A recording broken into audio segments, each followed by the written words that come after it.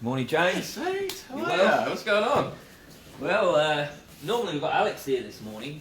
He had a tournament on the weekend. Did he win it? No, he didn't win it, and nor did I. But obviously, he called me to come in to do a bit of a Q Sport review with you, Phil. So the first time in a year he hasn't made the final. He doesn't show up today. he's made about the last 20 finals and everything. Every Monday, I hear you guys talking. He goes, "How'd you go this weekend? Oh, first or second, or Yeah, he's on the podium, so he didn't win. no, well, nor did I." Well, we'll get into that straight away. So, at the biggest tournament of the year on the weekend, which is the Vegas League Finals. So we're down to the last 8. So what happened then, James? Well, it used to be your favourite league, wasn't it, back in the old days when you used to work at Empire, and it was always good fun. So Yeah, no, well, it's the best league to play. Yeah. It's a lot. And obviously the prize money is quite large as well. It's like $10,000. 10 grand and 7 for second. 7 for second, and we got a big $3,000 for coming 3rd/4th. It's still That's fantastic. still pretty good. Still Yeah. good little payday. So, so the eventual winners was Well, do you remember who played in the quarterfinals? so in the quarters. So from memory was Safety Hub versus Back in Black, Yep. which is Tony Gregg's team versus Adam Groves. Yep. And Tony Gregg's team got up, and Yep. I think it was either second to last round. And then we played them after that. But in the other quarterfinal match, it was, I can't remember exactly off the top of my It head. would have been Alex's team. I think it was Alex's team versus Nathan Eames' team. Yep. So obviously Nathan wasn't available that day, but I'm pretty sure Alex's team got up. Yep.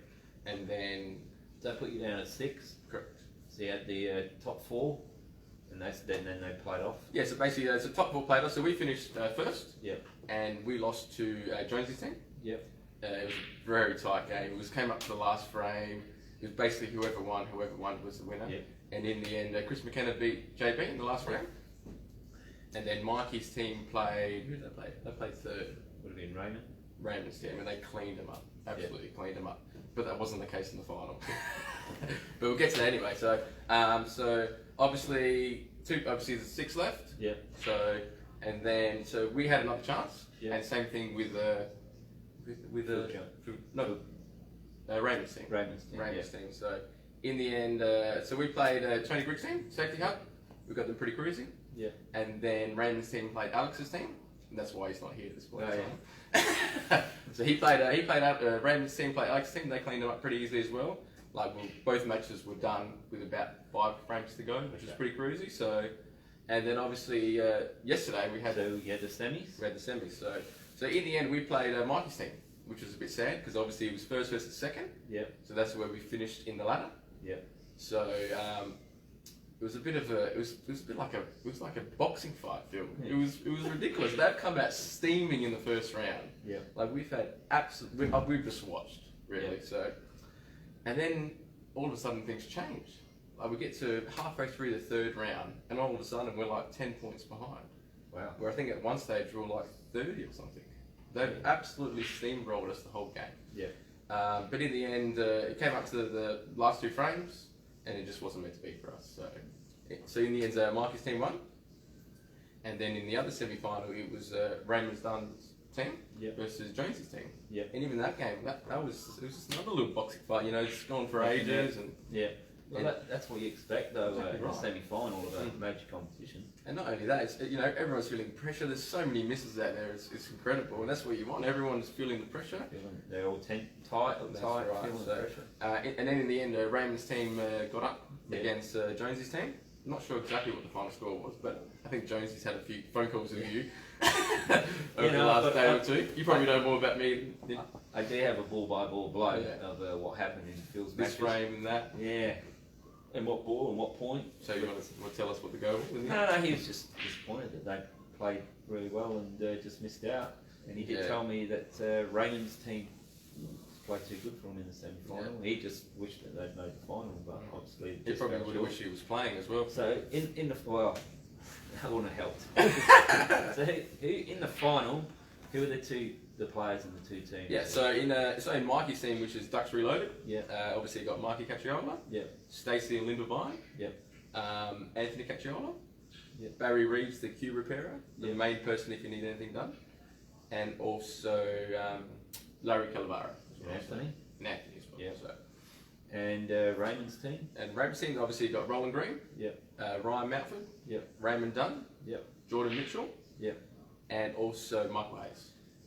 So very solid So lineup. you got a team that's won the world title and a team that's won the event in the past. Yeah. So that would have been a good final anyway. It was good, yeah. It was because they cleaned them up in the first match. So you just said so Mikey's team beat them and put them in the losers bracket. Yeah, and I'm pretty sure they got them with like 5 frames to go in the first round. Okay. And then the opposite things happened in the final. Okay. Well, how incredible is that? Yeah, It's well. good. So all in all, it was a fantastic day. It was beautiful. Yeah, we had heaps of people there. Obviously, had some streaming as well, which I'm not sure if you guys would watched it on the YouTube channel, but it was pretty good.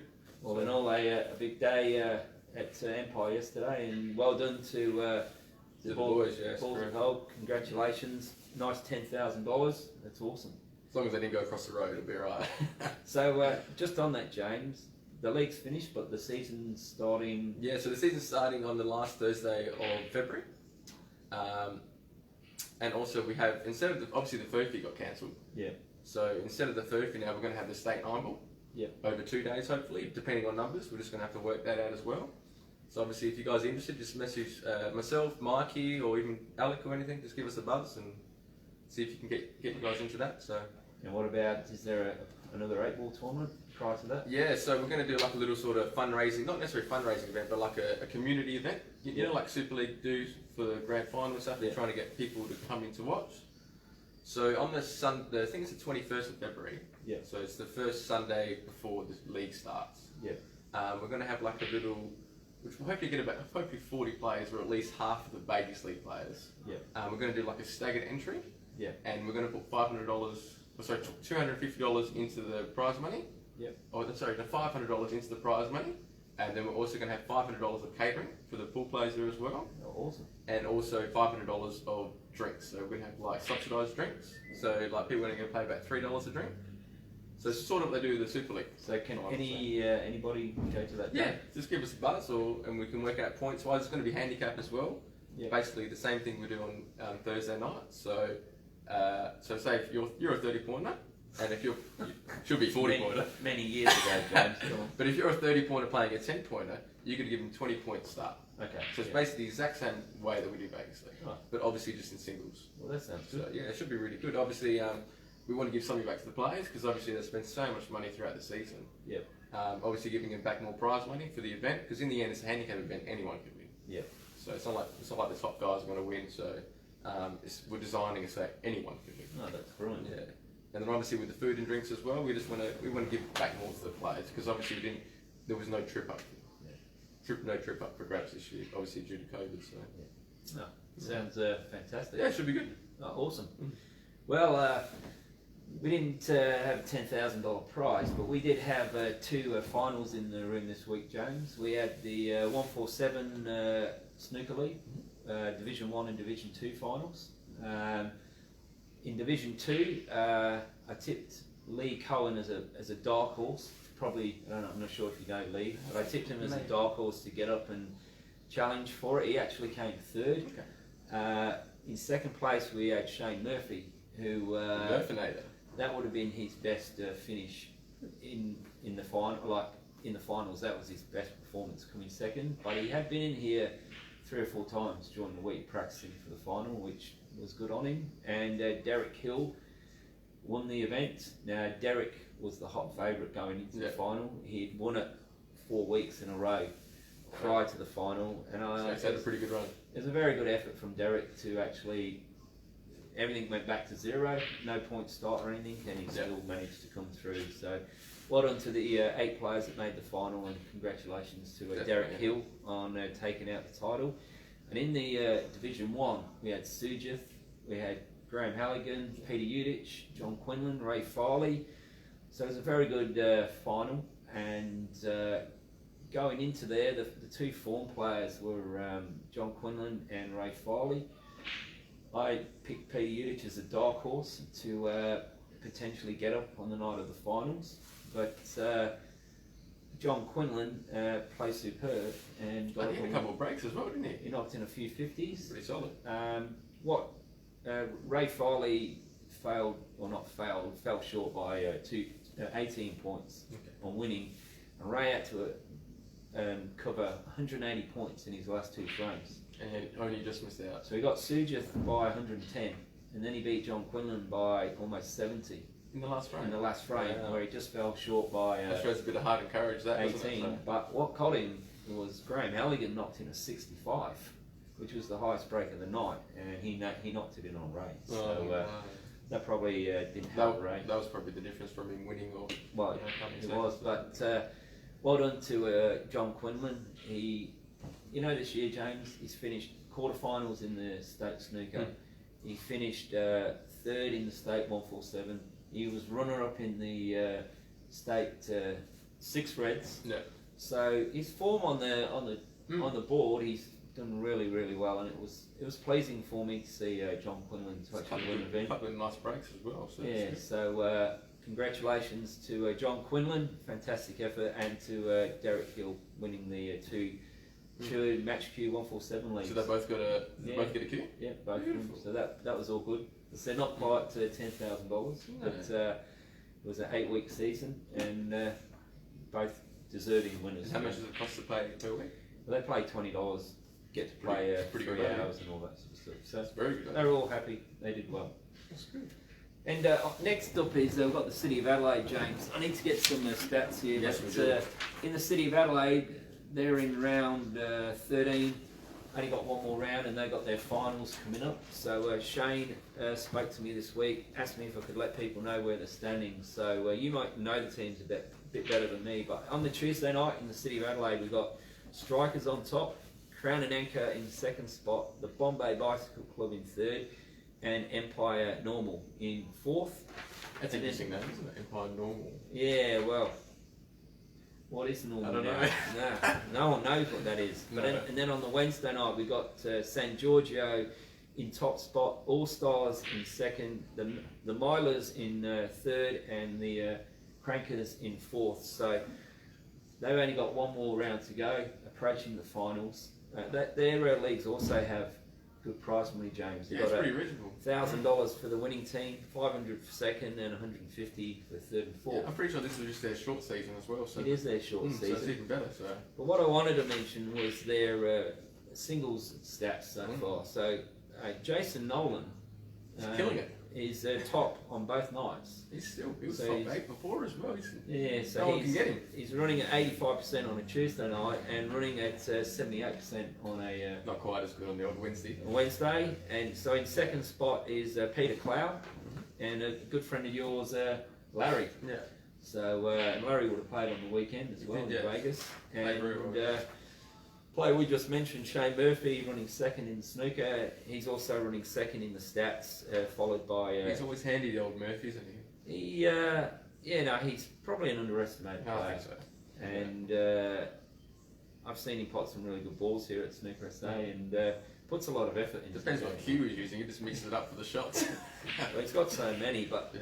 in 3rd spot is Shannon Drury. So we know that we'll be talking about the finals in City of Adelaide next week. Yeah. But good luck to all them teams approaching your finals, which is pretty good. Yeah.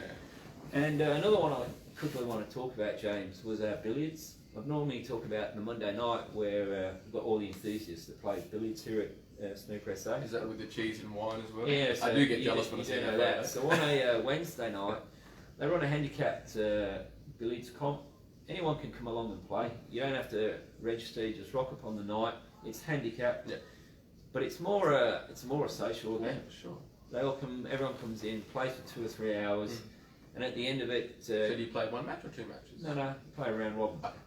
25-minute frames, and you play 5 frames. That's not bad. Yeah. Handicapped, and at the end of it, they sit around and talk about what's going on in Just their life, world. So yeah. they get a crisp supplies, red wine, cheese, a platter. You've Yeah. seen it all before. I've had it before as well. Don't worry. Yeah, and we It's get definitely worthwhile. we get the likes of Rene and Peter Udich and Arthur Cronus and Gary Oxenham and Sue Martin. There's a big group of players. Chris Wilmer. Yeah. Yeah, we got a variety of players. What about cast stereo? Costeria has played in the billiards league He's occasionally. pretty handy. He's generally at Chalkers on a Wednesday night in a social comp with his son. But whenever his son can't make it, we do have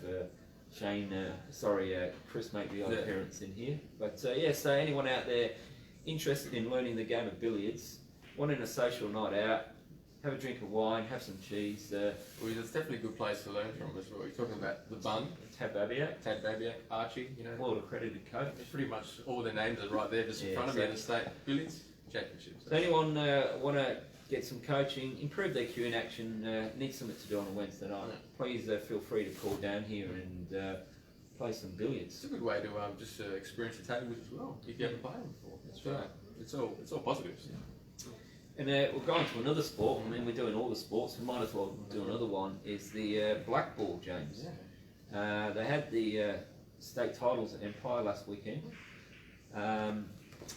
They're really unfortunate, the blackball people, because we should have had the World Championships here in Australia last year in Geelong, and I know there was lots of players looking to make state teams and Australian teams get to play in the blackball. Yeah. And, but we played in it once, didn't we, when it was at Chalkers? That was good fun. Yeah, no, it was. I think it's a fantastic concept, Jones. Do you think it's going to take over two-shot?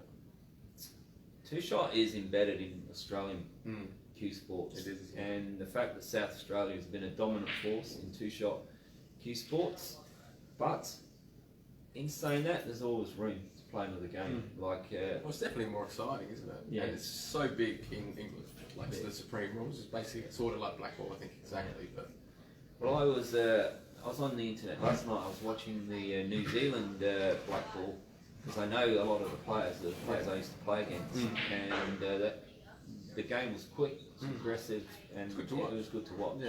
It's a bit like Vegas League, American pool in a way, isn't it? Yeah. Everyone's trying to go for their outs, and there's a lot less safeties. And well, I'm going to put you under the pump here, James. Ooh.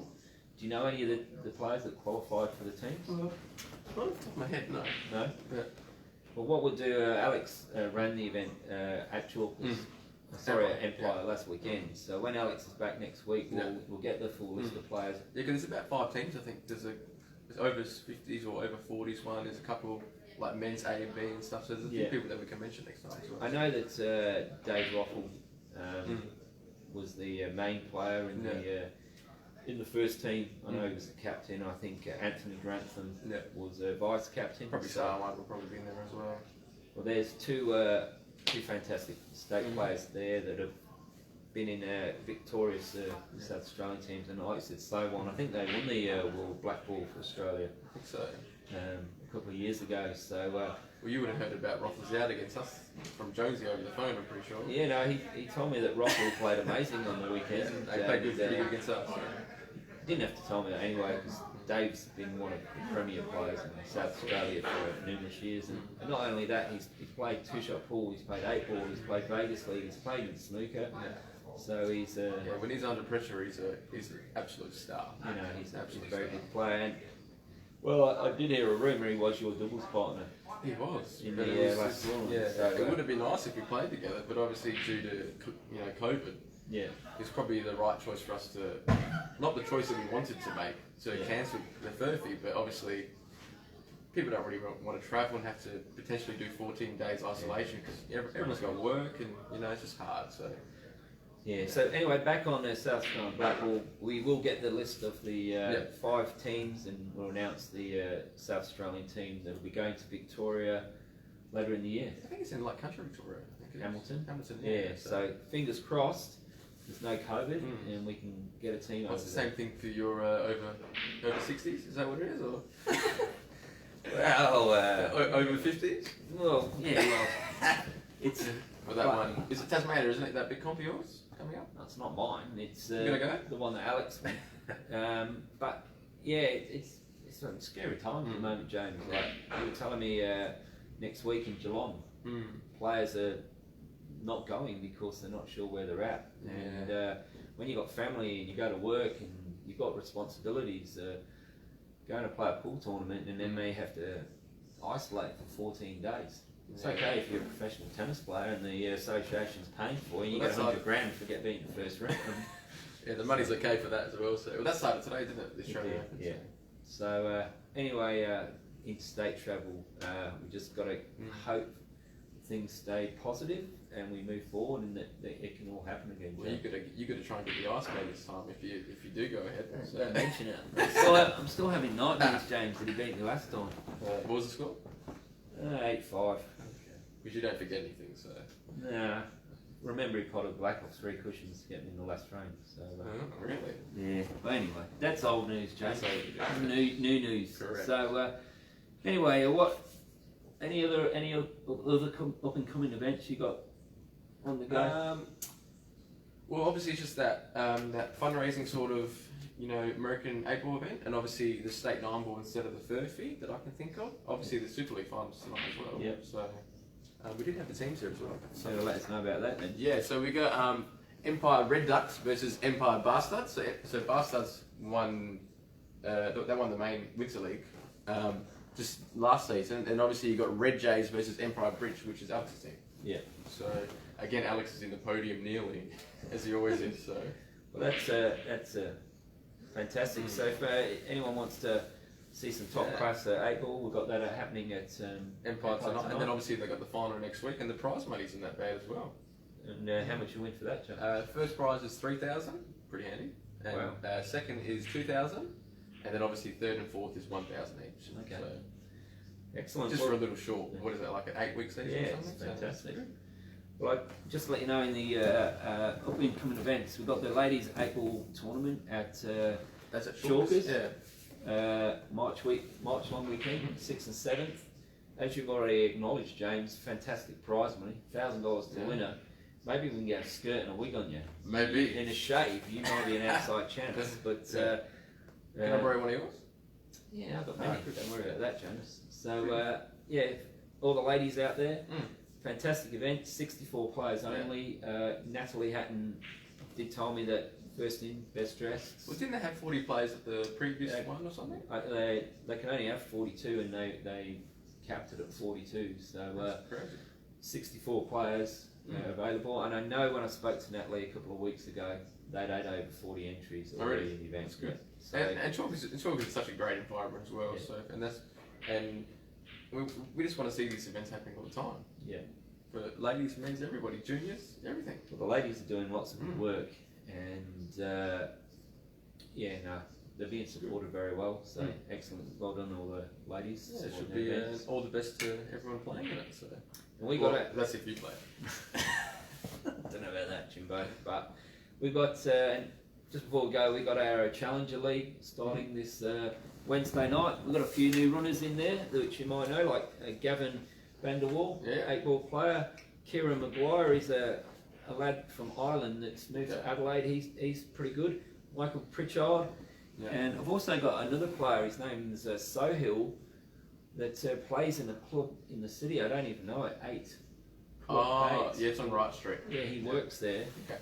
And he plays snooker in the room, so he's joining the venue. So we've got some new blood. Have you got one starting on Thursday coming up soon as well? We've got we've got the Championship League, but that's starting in about 3 weeks' time. And you've got 2 big names in that one now as well, Phil. Yeah, they're the new champs of snooker. Alex keeps winding me up about the vines, but every time they come, they win. Yeah, well, got to sort them out somehow. Might need to get you in there, Jimbo. Maybe. But so another great week in Q Sports in South Australia. Yeah. Thanks a lot for coming and joining us today, James. Right. But I wish a big happy birthday to Cassidy Abranatis, the real reason Alex. That's right. Well, they're having a lovely lunch now, I'm sure. And we did have a few drinks yesterday, and happy birthday, Cassidy. And and if Geelong's not on next weekend, probably have Alex back. Yeah, you are the better looking Greek, by the way. But, I was going to put a bit of wax on my head today, but I thought, no, maybe not. No, you did well. Yeah. Anyway, thanks, buddy. Thanks, James. Cheers, until next week. Let's go. Do you want to go have a game? Oh, you're too good for me, James. Don't think so.